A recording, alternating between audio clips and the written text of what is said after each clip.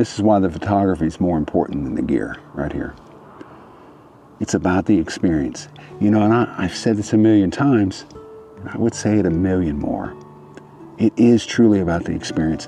The camera, the gear, all that stuff will be forgotten.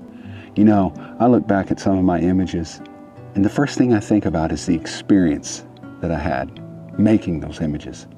In fact, sometimes I can't even remember what camera I had when I took it. So, you know, the gear is truly irrelevant. It's the experience that truly counts.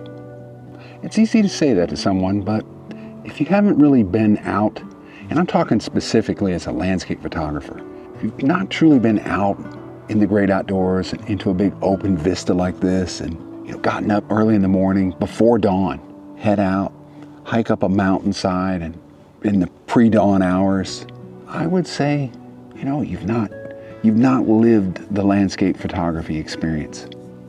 As a sunrise and sunset photographer, I mean, there are only so many sunrises and sunsets that we're going to see in our lifetimes.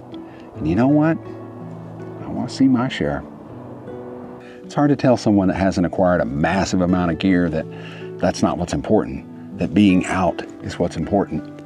And the truth is that it is. That's the fact. And, you know, if you came out here with nothing other than your iPhone and, you know, you snapped a few pics and took them home, and, you know, the experience will be what's remembered. Years from now, when you look back on those photos, you won't think about, yeah, I had the iPhone 11 Pro S at that time.